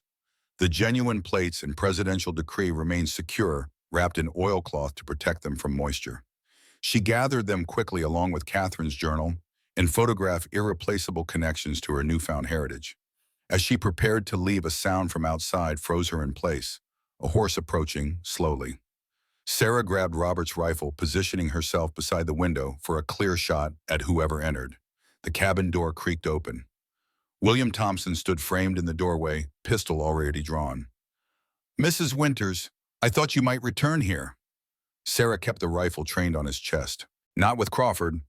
I realized you'd separated from Miss Montgomery. A clever diversion. Thompson stepped fully into the cabin, closing the door behind him. Crawford is many things, but subtle isn't among them. I, however, understand strategy. What do you want, Thompson? Sarah maintained her aim finger resting lightly on the trigger. The same thing Crawford wants, but for different reasons. Thompson remained near the door, maintaining a cautious distance. The Liberty Line project threatens powerful interests that maintain our nation's economic stability. You mean it threatens slavery? Sarah corrected sharply. Thompson sighed as if explaining to a child. The Liberty coins would create chaos. Imagine thousands of slaves suddenly claiming freedom, demanding citizenship. The Southern economy would collapse overnight. Northern factories would lose their cotton supply. International trade would be disrupted, all because of some misguided idealism about universal freedom. Sarah studied the man before her, educated, articulate, and utterly blind to the human cost of the system he defended. My husband died because of men like you. A regrettable necessity. Thompson's casual dismissal of Robert's murder bias revealed the true coldness beneath his polished exterior. Just as your mother's death was unfortunate, but required for national stability. A new piece fell into place. You know what happened to Catherine? Not personally, of course, but my employers maintained detailed records of the Liberty Line incident. Thompson adjusted his grip on the pistol. Catherine Winters died 3 days after the train attack, caught trying to reach federal authorities in Cincinnati with evidence of the project. The confirmation of Catherine's fate, suspected but never confirmed until this moment, struck Sarah like a physical blow. Her mother had survived the initial attack only to be hunted down like an animal. Thompson continued, seemingly oblivious to the effect of his words. Her death was quick, at least. The same courtesy can be extended to you, Mrs. Winters, if you cooperate. Where are the plates and decree? Sarah's grief transformed instantly to cold rage. The rifle in her hands no longer felt like Robert's. It was an extension of her own will, her own justice. Right here. She fired. The bullet caught Thompson high in the shoulder, spinning him backward against the door. His pistol discharged harmlessly into the floor as he collapsed, clutching his wound with a look of utter disbelief. You shot me, he gasped, blood seeping between his fingers. A woman shot me. A Winters woman, Sarah corrected, reloading the rifle with practiced efficiency. We tend to fight back. Outside shouts indicated Crawford and Jenkins had heard the gunshot and were returning. Sarah gathered her precious cargo, securing Catherine's artifacts in a canvas sack. Thompson remained conscious but incapacitated, his city-bred sensibilities unprepared for the reality of a bullet wound. They'll kill you for this, he warned through gritted teeth. Crawford has connections in Columbus and Washington. You'll never be safe. Perhaps. Sarah moved to the door, checking the approaching sounds. But neither will you or Crawford once federal authorities learn what really happened to Marshall Johnson and his team. Murder of federal officers carries severe penalties, Mr. Thompson, even for well-connected Boston lawyers. As Crawford's voice grew closer, Sarah slipped out the back window, disappearing into the forest just as her pursuers reached the clearing. The canvas sack secured across her back contained not just metal plates and parchment, but a legacy Catherine's vision of freedom, now entrusted to her daughter's hands. Sarah moved swiftly through the forest toward Milton, 12 miles east. Solomon and the children would be safe with Judge Moore while she formulated a plan. The contents of the Saratoga box were too dangerous to carry indefinitely, too valuable to surrender, and potentially world-changing if properly implemented. As she crested a ridge overlooking Oak Ridge for perhaps the final time, Sarah thought of Catherine's last journal entry. Your name is my legacy to you. Not just a clue to finding the plates, but a profound truth. Catherine had embedded her values, her courage, her commitment to justice within her daughter's very identity. Sarah Winters would honor that legacy whatever the cost. The 12 miles to Milton stretched before Sarah like an eternity. The forest that had been her home for months now served as both refuge and obstacle, each familiar landmark a reminder of what she was leaving behind. The canvas sack containing Catherine's artifacts weighed heavily against her back, its contents representing not just physical objects, but a profound responsibility that spanned generations. By mid-afternoon, exhaustion threatened to overwhelm her. Sarah had traveled only 7 miles, forced to take circuitous routes to avoid the main roads where Crawford's allies might be watching. The wound in her side, a graze from Jenkins' pistol as she'd fled the cabin, had begun bleeding again, the makeshift bandage inadequate for the rigors of her journey. Sarah paused beside a small stream, drinking deeply before examining her injury. The bullet had carved a furrow along her ribs, painful but not life-threatening if she could prevent infection. She rinsed the wound carefully, using strips torn from her petticoat to fashion a fresh bandage. As she worked, a rustling in the undergrowth sent her hand flying to the rifle. Instead of an enemy, a familiar figure emerged from the trees. Clara Montgomery, her scholarly appearance now completely transformed by dirt, blood, and determination. "Thank God," Clara whispered, dropping to her knees beside Sarah. The young teacher's face bore additional bruises, and a crude bandage encircled her forearm. "Crawford and Jenkins pursued me for miles before I managed to lose them in a creek bed. I wasn't sure I'd find you." Sarah offered her canteen. "How did you know which way I'd go?" Clara drank gratefully before answering. "Judge Moore's reputation is known in abolitionist circles. Solomon mentioned him once. It seemed logical you'd seek his protection." They rested briefly, sharing the meager provisions Sarah carried. Clara revealed how Thompson had questioned her, his methods growing increasingly brutal as she refused to divulge what little she knew. "He believed I knew where Catherine had hidden the plates," Clara explained. "When physical persuasion failed, he tried charm, promises of wealth, offers to support the education of freed slaves, anything to gain my cooperation." Sarah studied the younger woman thoughtfully. "Why did you come to Oak Ridge, really? The timing seems too convenient." Clara hesitated before meeting Sarah's gaze directly. "I was sent by the American Anti-Slavery Society to investigate rumors about the Liberty Line project. Stories had circulated for years about a secret government operation involving specialized currency and legal documentation for enslaved people. Most dismissed it as fantasy, but certain evidence suggested otherwise." "What evidence?" "Freedom papers with unusual authorization codes. Former slaves with citizenship documents signed by officials who denied issuing them. And stories, persistent stories, about coins bearing liberty's image that could purchase freedom when presented to certain federal agents." Clara paused, her expression earnest. "When records showed a Sarah Winters had purchased land in Oak Ridge land where the Liberty train was rumored to have disappeared, I was sent to investigate." Sarah absorbed this information, realizing her arrival in Oak Ridge had triggered events set in motion years before. "You suspected I was connected to Catherine from the beginning." Clara nodded. The name and the timing were too perfect to be coincidence. "But I truly didn't know for certain until I saw Catherine's photograph in your cabin." Their rest cut short by distant voices, they continued toward Milton with renewed urgency. By dusk, the town's church spire had appeared on the horizon, its white paint catching the last golden rays of sunset. Unlike Oak Ridge's frontier roughness, Milton presented a more established appearance. Brick buildings, cobbled streets, gas lamps being lit as evening descended. Judge Thaddeus Moore's residence stood on a low hill east of town, a substantial home with white columns and extensive grounds that spoke of old wealth and influence. Sarah and Clara approached cautiously aware of their bedraggled appearance and the possibility of Crawford's allies even here. A tall iron gate blocked the main entrance, a uniformed servant standing guard. Before they could announce themselves, a side door in the garden wall opened. Solomon emerged, beckoning them urgently inside. "Quickly, the judge is expecting you." The garden path led to a rear entrance where they were ushered through a kitchen and down a hallway to a wood-paneled study. Judge Moore rose from behind an imposing desk as they entered, a tall man in his 60s with silver hair and the dignified bearing of someone accustomed to authority. "Mrs. Winters," he inclined his head respectfully, "your children are safe resting upstairs. They've shown remarkable resilience despite their ordeal." Sarah nearly collapsed with relief. "Thank you, Your Honor. I can't express my gratitude adequately." The judge waved aside her thanks. "Solomon has explained some of your situation, though I suspect there is considerably more to the story." His gaze fell on the canvas sack Sarah carried. "I believe you have items of significant historical and legal importance."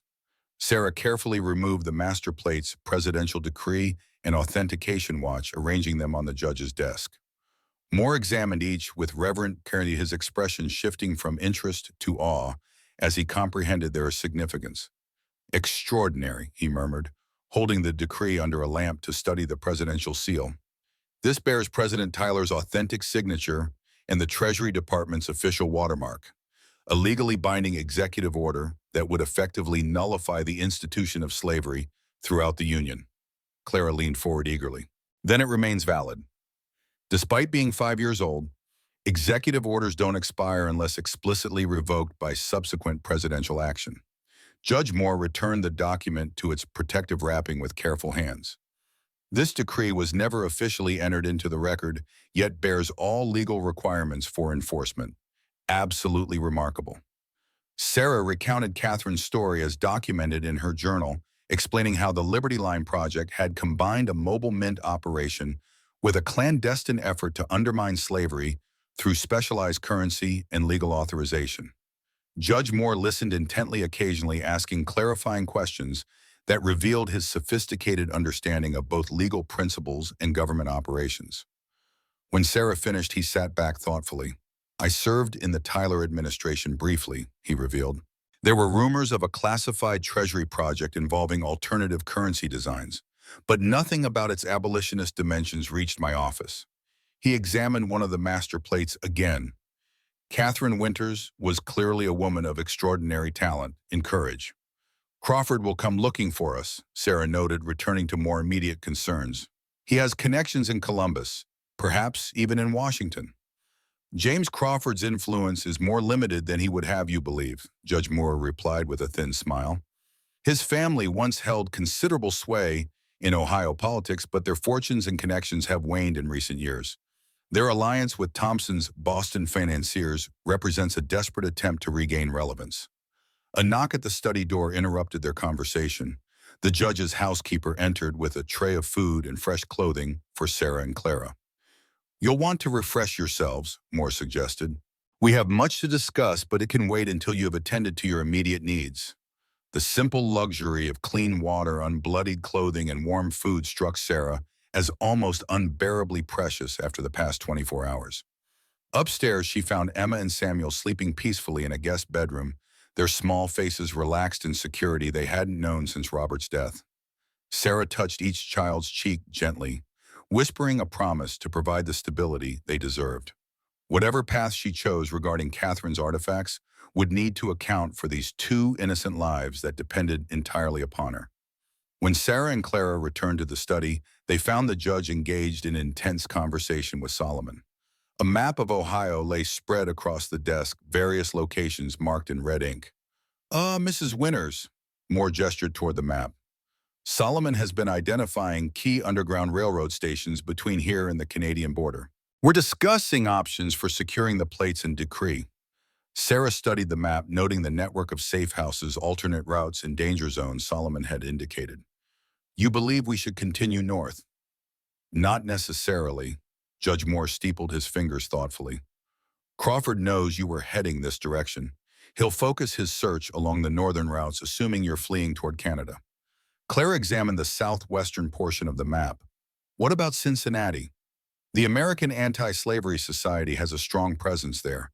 They could help protect the artifacts. Too obvious, Solomon countered, and Thompson's Boston connections likely have associates in Cincinnati's financial district. The commercial ties between Massachusetts textile mills and Southern cotton create networks in every major river port. Judge Moore circled a location on the map, a small settlement near the Indiana border.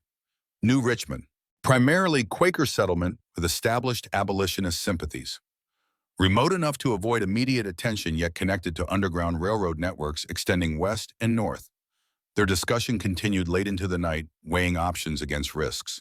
The fundamental question remained, what should be done with artifacts that could potentially upend the nation's legal and economic systems? We could simply implement the decree as written, Clara suggested, with the idealism of youth. Distribute the Liberty coins through underground railroad networks, begin freeing people immediately. Judge Moore shook his head gravely.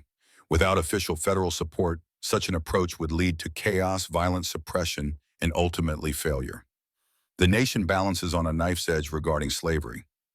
Precipitous action, however morally justified, could trigger catastrophic consequences. Then what was the point? Sarah demanded, frustration building after all they'd sacrificed. Why did Catherine and others risk everything to create these artifacts if they can't be used? Solomon placed a weathered hand over the master plates. They were created for the right moment, a moment that hasn't yet arrived. Catherine and her colleagues understood they were building a tool for future use, not immediate deployment. The political landscape is shifting, Judge Moore added. Tensions over slavery's expansion into Western territories grow daily. The Liberty coins and decree represent a powerful lever, one that must be preserved until it can be effectively utilized. By dawn, they had formulated a plan combining immediate safety with long-term vision. Judge Moore would use his judicial authority to issue protective orders for Sarah and her children, officially documenting Crawford's harassment and Thompson's assault. This legal shield would make it more difficult for their enemies to pursue them openly. Meanwhile, Solomon would arrange for the master plates to be secured in a specialized vault beneath a Quaker meeting house in New Richmond. The presidential decree would be entrusted to Judge Moore himself, who would create certified copies to be stored in separate locations as insurance against destruction. Most crucially, Sarah would be connected with a network of skilled engravers who could learn Catherine's specialized techniques, ensuring the knowledge wouldn't be lost, even if the physical plates were compromised. You have a choice, Mrs. Winters, Judge Moore said as their counsel concluded. You could leave these artifacts with us and start anew elsewhere with your children. No one would blame you after all you've endured. Sarah gazed out the window at the lightening sky. Emma and Samuel deserve peace, security, a normal childhood, free from danger and intrigue. Yet Catherine's legacy called to something deeper within her, a responsibility that transcended personal comfort. My mother believed this work worth dying for, Sarah said finally. My husband gave his life, knowingly or not, in service to the same cause. I won't abandon what they began. Over the following weeks, their plan unfolded with careful precision. Judge Moore's legal actions created the promised protection, including a formal investigation into Thompson's activities that forced the Boston lawyer to flee Ohio to avoid prosecution. Crawford, lacking his sophisticated ally and facing uncomfortable questions about his family's involvement in the 1842 attack on federal officers, retreated to a defensive posture. He remained in Oak Ridge watching Sarah's abandoned property, but unable to move against her directly without risking legal consequences. Sarah and her children relocated temporarily to Judge Moore's estate, while arrangements were made for more permanent accommodations. Clara returned briefly to Boston to report to her abolitionist colleagues and gather additional resources before rejoining them in Milton. By early December, Sarah had purchased a modest home on the outskirts of New Richmond with funds provided by Judge Moore. It's in advance against future work. The small, sturdy structure sat on 10 acres of land, enough to support a garden and a few animals, but not so large as to require help managing it. Most importantly, the property included a specially reinforced root cellar with a hidden chamber beneath it, accessible only through a concealed trapdoor. Here, Sarah established a small engraving workshop where she began the painstaking process of mastering the techniques documented in Catherine's notes. Emma and Samuel adapted to their new circumstances with the resilience of youth. The local Quaker school welcomed them warmly, and the peaceful community provided a stark contrast to the tension and isolation they had known in Oak Ridge. On a crisp January morning in 1848, Solomon arrived with an unexpected visitor, a slender man in his 50s with intelligent eyes and hands that showed the distinctive calluses of an engraver. He introduced himself simply as James, though Solomon later revealed he had been one of Catherine's colleagues in the original Liberty Line project. "I thought all of Catherine's team had been killed or scattered," Sarah remarked, as they shared a simple lunch in her kitchen. James smiled sadly. "Most were. I escaped with a bullet in my leg and a price on my head. Been working under a different name since '42, engraving legitimate currency for the Philadelphia Mint while maintaining certain unofficial connections." Over the following days, James assessed Sarah's progress with the engraving techniques, offering gentle corrections and insights that accelerated her learning. He confirmed what she had begun to suspect: Catherine had trained her daughter in basic artistic principles during her early childhood, before their separation, laying a foundation that Sarah had built upon unconsciously throughout her life. "Your mother planned for this possibility," James explained, as they worked side by side one evening. "She hoped to return to you to train you properly, but prepared for the eventuality that you might need to rediscover these skills independently." By February, Sarah had progressed enough for James to introduce her to the next phase of their work, the creation of a limited number of Liberty coins, using a simplified version of the original design. These would serve not for immediate distribution, but as authentication tools for a revitalized network of freedom operators. The work proved exacting and exhausting, each coin requiring hours of meticulous effort to incorporate the microscopic security features that made them verifiable, but impossible to counterfeit. Sarah often worked late into the night after the children were asleep, her fingers cramping from the precision movements required. Clara joined their household permanently in March, having secured a teaching position at the Quaker school. Her presence provided not only additional security, but companionship that Sarah hadn't realized she desperately needed. The two women developed a deep friendship based on shared principles and complementary strengths, Clara's academic knowledge balancing Sarah's practical skills.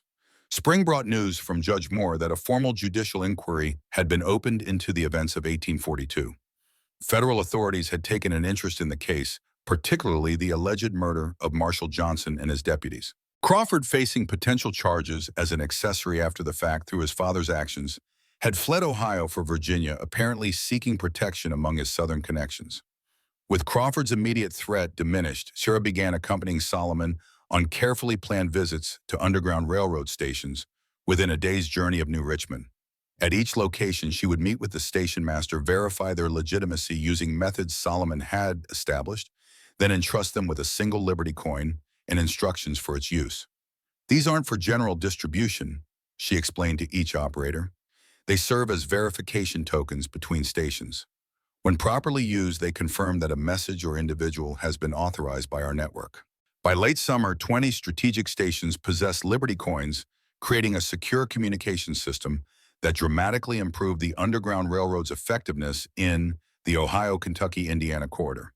The coins themselves never crossed state lines, eliminating the risk of interception by slave catchers or unsympathetic authorities. In September, Judge Moore arrived unannounced at Sarah's home, his expression grave. "Thompson has resurfaced in Washington," he informed them. "He's secured a position as special advisor to the Secretary of the Treasury, apparently through his Boston connections." The news sent a chill through their small group. Thompson's new position potentially gave him access to Treasury Department records that might contain references to the original Liberty Line project. "He's still looking for the master plates," Sarah realized, "and now he has government resources to aid his search." Judge Moore nodded solemnly. "We must accelerate our contingency plans. The master plates can no longer remain in one location, even one as secure as the Quaker vault." After intense discussion, they decided to separate the plates into 3 sets, each containing partial designs that would be useless without the others. Sarah would retain one set, James would secure another within the legitimate Treasury Department archives under misleading documentation, and the third would be entrusted to Clara's abolitionist network for safekeeping in a northern stronghold. As autumn painted the Ohio countryside in brilliant hues, their focus shifted toward creating a sustainable framework for the Liberty Network that could withstand the loss of any individual member. Sarah documented Catherine's techniques in coded manuals. Clara developed educational materials disguised as arithmetic primers, and James trained two additional engravers in the specialized methods required for the security features. The presidential decree itself, Judge Moore determined, required the most stringent protection. He arranged for it to be sealed within a specialized document case and concealed within the foundations of a new courthouse being constructed in Columbus, literally building it into the bedrock of Ohio's legal system. By year's end, what had begun as a desperate flight from danger had evolved into a structured organization with clear purposes beyond the original Liberty Line concept. While the coins and decree remained their ultimate leverage against slavery, the network now served multiple functions within the broader abolitionist movement, providing education, legal support, and economic opportunities for freed individuals. In January of 1849, Sarah received an unexpected letter forwarded through Judge Moore's office. The handwriting was unfamiliar. The return address simply Cincinnati. Inside, she found a brief message and a newspaper clipping. Thompson's Boston associates have withdrawn their financial support following the enclosed revelation. Your mother's work continues to bear fruit in unexpected ways. The clipping detailed a financial scandal involving Thompson's primary backers, a prominent Boston banking family discovered to have been falsifying cotton import records to avoid tariffs. Their disgrace and subsequent legal troubles had effectively neutralized Thompson's influence, forcing him to resign his Treasury position to avoid being implicated in their crimes. Sarah shared the news with Solomon during his next visit. The old man's weathered face creased in a rare smile. Justice works in mysterious ways, he observed. Catherine would have appreciated the irony. As the new decade approached, Sarah stood one evening at the edge of her property, watching Emma and Samuel playing in the last light of day. At 9 and 6, they had grown stronger and more confident in their new home. Emma showed a natural talent for drawing that hinted at her grandmother's legacy, while Samuel's curiosity about mechanical devices suggested he might follow a different but equally valuable path. Clara joined Sarah, their shoulders touching comfortably as they observed the children. Judge Moore received news today, she said quietly. The congressional debates over slavery in the new Western territories have taken a hostile turn. Some Southern representatives are openly discussing secession if their interests aren't protected. Sarah nodded unsurprised.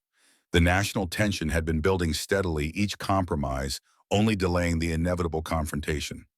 The moment Catherine prepared for may be approaching faster than we anticipated. Are we ready? Clara's question encompassed far more than their small network. Not yet. Sarah watched as Emma showed Samuel how to make a whistle from a reed. But we're building something. Catherine could only dream of, a structure that can sustain the weight of what's coming.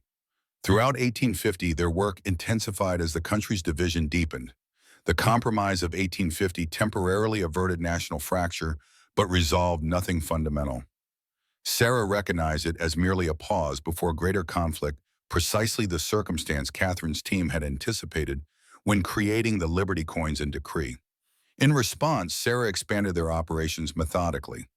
The network of Liberty coin holders grew to 50 stations across 6 states. James trained 8 additional engravers in Catherine's techniques.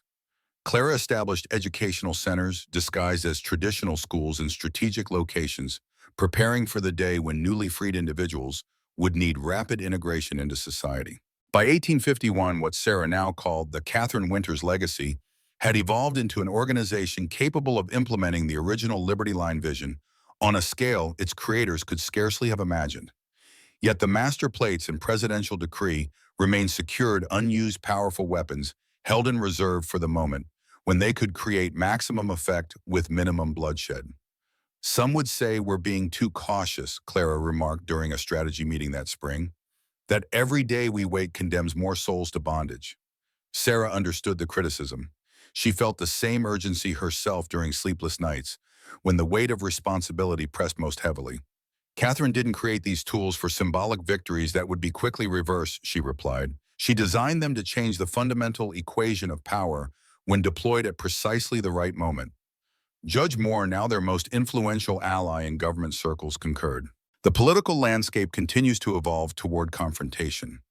President Fillmore has managed to maintain an uneasy equilibrium, but his successor will face increasingly untenable pressures from both North and South. That summer brought another unexpected development, a letter from Solomon announcing his intention to retire from active Underground Railroad operations. At 73, his health had begun to fail, the decades of dangerous work extracting their toll. Sarah traveled to visit him at the small farm he'd purchased near the Ohio River. She found him diminished physically, but spiritually vibrant, tending a modest garden with hands that had guided hundreds to freedom. "I've been thinking about that day we found the train," Solomon remarked as they sat on his porch watching fireflies rise from the fields. "How unlikely it was that you of all people would purchase that precise piece of land after so many years." Sarah had pondered the same coincidence countless times. "Do you believe it was merely chance?" Solomon's smile held decades of hard-won wisdom. "I believe Catherine created ripples that continued long after she was gone. Perhaps she arranged for certain information to reach you indirectly. Perhaps something more mystical guided your path. Either way, you were the right person in the right place at the right time." They spoke late into the night, reviewing how far they'd come and envisioning the challenges still ahead. Before Sarah departed the following morning, Solomon presented her with a carved wooden box containing his most treasured possession, the original Liberty coin that had purchased his freedom a decade earlier. "I want Emma to have this," he insisted, "so she'll understand what her grandmother started and what her mother continued." Sarah embraced the old man, knowing with painful certainty it might be their final meeting. "We wouldn't have succeeded without you, Solomon. None of this would exist." His eyes misted slightly. "Just promise me you'll see it through to the end, that Catherine's vision will be fulfilled." "I promise," Sarah whispered, "whatever it takes." By late 1852, their network had grown sophisticated enough to operate semi-autonomously across multiple states. The original vision of the Liberty Line's specialized currency, backed by presidential authority to secure freedom and citizenship, had expanded into a comprehensive system ready for implementation when circumstances demanded. 10 years after the train derailment that had claimed Catherine's life, Sarah returned to Oak Ridge for the first time. The journey felt both dangerous and necessary, a pilgrimage to honor those who had sacrificed everything for the cause she now led. Crawford had long since abandoned the area, his family's influence diminished to insignificance. Sarah's original property had been sold at auction for unpaid taxes, the cabin reclaimed by the forest. Only a few elderly residents remembered the widow Winters, who had briefly occupied the cursed land near the ravine. Sarah hired a local guide under the pretense of botanical research, directing him to lead her to the ravine where the train had rested. A decade of Ohio weather had accelerated the train's decay. The cars now collapsed into rusted skeletons, almost indistinguishable from the surrounding vegetation. While her guide ate lunch at a respectful distance, Sarah explored the remains alone. The locomotive's brass plate, Baltimore and Ohio Railroad, 1842, Liberty Line, had tarnished to a dull green, but remained legible, a testament to craftsmanship intended to endure. In the ruins of the third car, Sarah found little to suggest the mint equipment that had once filled it. Nature and human scavengers had claimed most of the metal components, leaving only the heaviest machinery frames slowly dissolving into the earth. Sarah knelt beside what remained of Catherine's desk in the secure compartment, placing a hand on the rusted frame. "We're almost there, Mother," she whispered. "Your work lives on. Your vision continues." The guide, returning from his lunch, found her standing quietly at the edge of the ravine. "Strange place for a train," he remarked conversationally. "No tracks for 20 miles in any direction. Folks say it just appeared one night during a storm back in 42, like magic or something from another world." Sarah smiled at the local legend that had developed around Catherine's last stand. "Perhaps it wasn't the train that was magical," she replied, "but the people aboard it." Returning to New Richmond, Sarah found a letter waiting from Judge Moore. President-elect Franklin Pierce's incoming administration showed troubling signs of increased accommodation to Southern interests. Treasury Department sources indicated that inquiries about specialized currency projects from the early 1840s had recently been made by individuals connected to Pierce's transition team. "Thompson's influence persists in different forms," the judge warned. We must prepare for renewed interest in the Liberty Line artifacts once the new administration takes office. By 1853, their network had implemented additional security measures. The locations housing partial master plates rotated quarterly. The encoded manual documenting Catherine's techniques were distributed across multiple safe houses. The Liberty coins in circulation were periodically recalled and reissued with subtle variations to prevent counterfeit attempts. In this atmosphere of heightened vigilance, Sarah received word that Solomon Jackson had passed peacefully in his sleep. The funeral, held at a small Quaker meeting house near his farm, drew mourners from across the Underground Railroad network, individuals whose freedom Solomon had secured, families he had kept intact, colleagues who had worked alongside him for decades. Sarah attended with Emma and Samuel, now 14 and 11. Standing beside Solomon's simple grave, Emma placed her hand in her mother's. "He helped grandmother Catherine hide the train, didn't he?" Sarah nodded, surprised by her daughter's intuitive connection. "How did you know?" "The stories you've told. The way he knew those tunnels without hesitation." Emma's perception, already acute at her age, reflected Catherine's observational skills. "He was part of it from the beginning.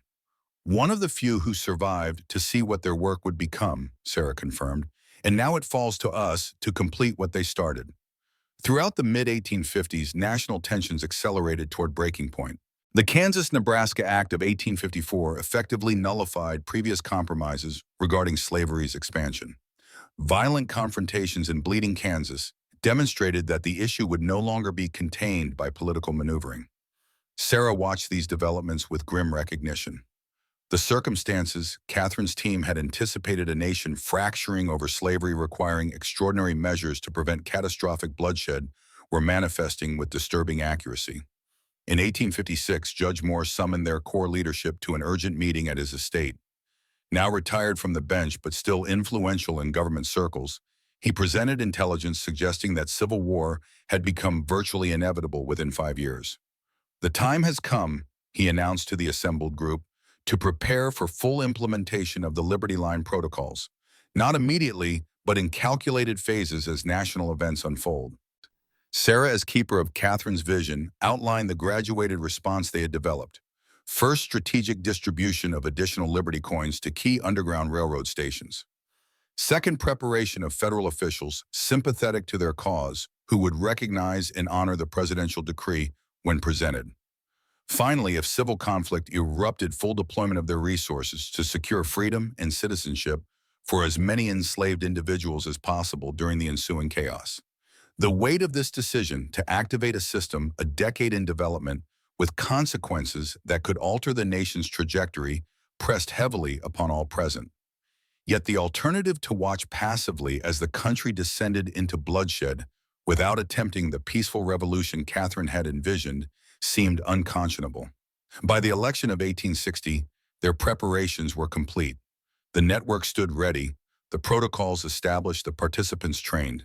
When Abraham Lincoln secured the presidency in November, Sarah recognized the final catalyst that would likely trigger secession and conflict.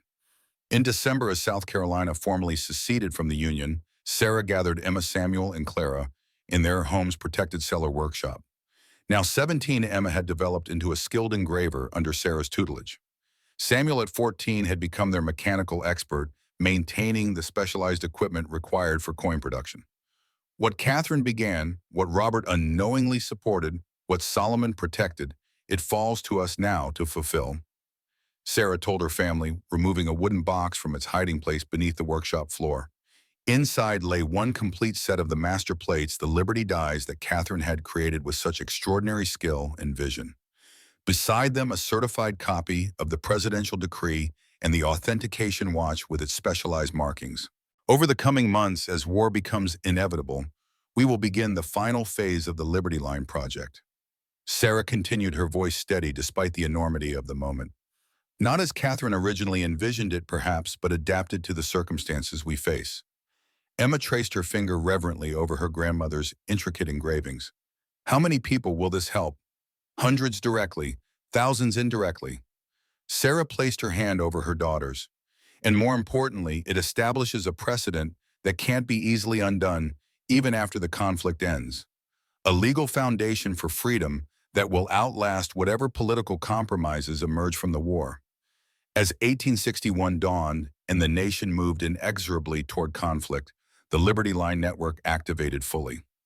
The first phase began in January with 50 new Liberty coins distributed to strategic locations across the border states. By April, when the first shots were fired at Fort Sumter, over 200 enslaved individuals had already secured freedom through the program. Throughout that summer, as Union and Confederate forces mobilized, the network accelerated its operations. Sarah traveled extensively, coordinating between stations and verifying proper implementation of the protocols. The confusion of war's early stages provided perfect cover for their activities, allowing unprecedented movement through previously restricted territories. By November 1861, over 500 people had secured freedom and citizenship through the Liberty coins and decree, each carefully documented case, creating another link in an unbreakable legal chain that would eventually help shape post-war policies regarding emancipation. Sarah's personal triumph came in early 1862 when a Treasury Department investigation into unusual citizenship grants uncovered the presidential decree hidden in the Columbus Courthouse Foundation. Rather than suppressing this discovery, certain officials within Lincoln's administration, quietly influenced by Judge Moore's network, used it to help shape early discussions about federal emancipation policies. Elements of Catherine's specialized authentication techniques were subsequently incorporated into Treasury printing methods, her innovations living on in legitimate currency design long after the Liberty coins themselves had served their purpose. When Lincoln issued the Emancipation Proclamation in September 1862, Sarah recognized it as the culmination of what Catherine had envisioned 2 decades earlier: executive authority deployed strategically to undermine slavery's legal foundation. Though implemented differently than the Liberty Line project had planned, the essential concept remained the same. By war's end in 1865, the Catherine Winters legacy had evolved beyond its original purpose into an organization focused on education, economic opportunity, and political representation for formerly enslaved individuals. The master plates, no longer needed for their original function, were ceremonially sealed in a time capsule beneath the new schoolhouse in New Richmond, a testament to innovation and courage preserved for future generations. Sarah, now 52, watched with profound satisfaction as her children carried Catherine's legacy forward in their own ways. Emma established a school for Black children that incorporated advanced technical training alongside traditional education. Samuel's mechanical aptitude led him to innovations in printing technology that would eventually revolutionize document security throughout the country. In 1870, as the 15th Amendment granted voting rights to Black men, Sarah completed her mother's journal with a final entry. "What you began in shadow we have brought into light. Your name has indeed become your legacy, not just to me, but to all those whose lives were transformed by your vision. The Liberty Line now runs openly across a nation forever changed." 2 years later, on the 30th anniversary of the train derailment, Sarah returned once more to the ravine in Oak Ridge. The site had been gradually reclaimed by nature, the train's remains now barely visible beneath vegetation. As she stood contemplating the distance traveled both literally and figuratively since that first discovery, Sarah noticed something half buried in the soil near where Catherine's office had been. Brushing away decades of accumulated earth, she uncovered a tarnished pocket watch, not the specialized authentication device, but a simple timepiece with the initials KW engraved on its case. Sarah opened it to find the mechanism long since ruined by exposure, the hands frozen at 6:17. A small photograph had been pressed into the case, a faded image of a young girl with serious eyes that Sarah recognized as herself at 7 years old. Catherine had carried this with her until the end, a mother's love preserved in metal and memory, waiting to be rediscovered by the daughter who had fulfilled her legacy. In 1942, exactly 100 years after the Liberty Line train's fateful journey, Emma Winters, by then a legendary educator of 103 years, donated Catherine's original journal, a preserved Liberty coin, and the recovered pocket watch to the Ohio Historical Society. The accompanying documentation detailed the extraordinary story of 3 generations of Winters women and their role in America's journey toward freedom. For decades, the collection gathered dust in storage, dismissed by many historians as fanciful exaggeration or outright fiction. Not until 2020, when advanced forensic techniques confirmed the authenticity of Catherine's journal, and the Liberty coin did mainstream scholarship finally acknowledge what had long been whispered in certain circles, that a secret treasury project in the 1840s had created a parallel path to freedom that influenced the nation's development in ways previously unrecognized. In 22, after extensive archaeological work confirmed the train's existence exactly where Sarah had described it, the site was designated a National Historic Landmark. The Liberty Train Winters Museum opened its doors to the public on March 17th, the anniversary of the attack that had claimed Catherine's life but failed to destroy her vision. A simple bronze plaque at the museum entrance bears the words found repeatedly in Catherine's journal and Sarah's subsequent writings. "Your name is my legacy to you." These words remind visitors that some treasures aren't made of gold or silver, but of courage, sacrifice, and the unbreakable desire for freedom that connects generations across time, a legacy that transcends blood and bone to shape the very soul of a nation.